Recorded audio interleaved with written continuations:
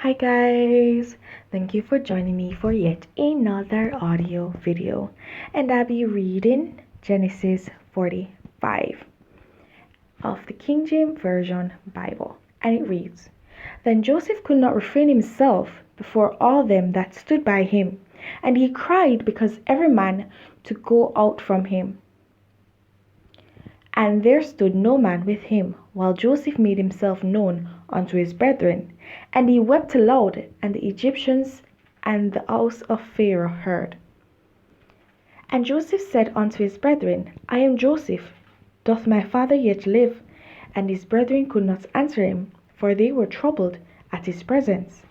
And Joseph said unto his brethren, Come near to me, I pray you. And they came near. And he said, I am Joseph your brother, whom ye sold into Egypt. Now therefore be not grieved, nor angry with yourselves, that ye sold me hither. For God did send me before you to preserve life. For these 2 years hath the famine been in the land, and yet there are 5 years, in the which there shall neither be airing or nor harvest. And God sent me before you to preserve you a posterity in the earth, and to save your lives by a great deliverance. So now it was not you that sent me hither, but God, and he hath made me a father to Pharaoh, and lord of all his house, and a ruler throughout all the land of Egypt. Haste ye, and go up to my father, and say unto him, Thus saith thy son Joseph, God hath made me Lord of all Egypt. Come down unto me, tarry not.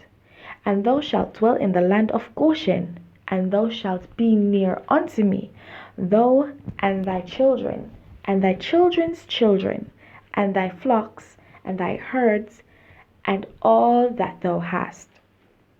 And there will I nourish thee, for yet there are 5 years of famine, lest thou and thy household and all that thou hast come to poverty. And behold, your eyes see, and the eyes of my brother Benjamin, that it is my mouth that speaketh unto you. And ye shall tell my father of all my glory in Egypt, and of all that ye have seen. And ye shall haste and bring down my father hither. And he fell upon his brother Benjamin's neck, and wept, and Benjamin wept upon his neck. Moreover, he kissed all his brethren, and wept upon them. And after that his brethren talked with him. And the fame thereof was heard in Pharaoh's house, saying, Joseph's brethren are come. And it pleased Pharaoh well, and his servants. And Pharaoh said unto Joseph, Say unto thy brethren, This do ye, lade your beast, and go. Get you unto the land of Canaan, and take your father and your households, and come unto me, and I will give you the good of the land of Egypt, and ye shall eat the fat of the land. Now thou art commanded, this do ye, take you wagons out of the land of Egypt for your little ones and your wives, and bring your father, and come. Also regard not your stuff, for the good of all the land of Egypt is yours. And the children of Israel did so, and Joseph gave them wagons according to the commandment of Pharaoh, and gave them provision for the way. To all of them he gave each man changes of raiment, but to Benjamin he gave 300 pieces of silver, and 5 changes of raiment. And to his father he sent after this manner 10 asses laden with the good things of Egypt, and 10 she-asses laden with corn and bread and meat for his father by the way. So he sent his brethren away, and they departed, and he said unto them, See that ye fall not out by the way. And they went up out of Egypt, and came into the land of Canaan unto Jacob their father, and told him, saying, Joseph is yet alive, and he is governor over all the land of Egypt. And Jacob's heart fainted, for he believed them not. And they told him all the words of Joseph, which he had said unto them.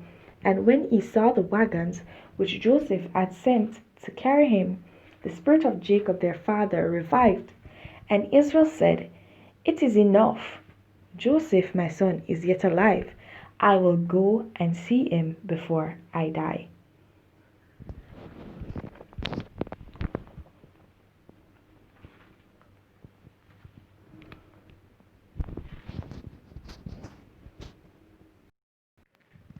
Alright, there you go, guys.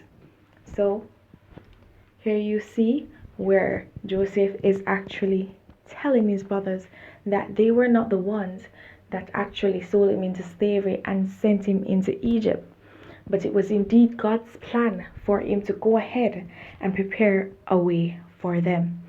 It was God's doing, and God's will had to be done. And so he was not upset with them, he was not angered by them. He was happy and he had forgiven them. And this just goes to show that God will always prepare a way ahead for you.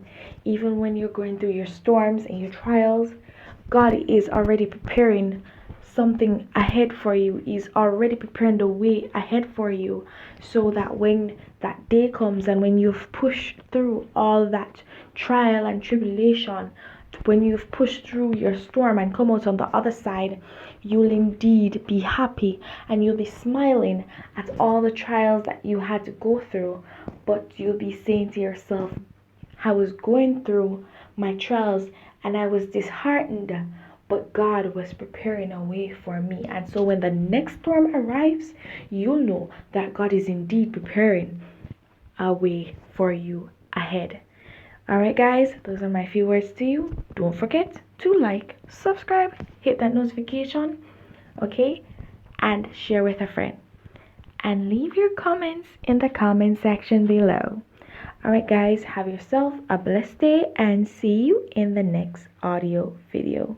Bye.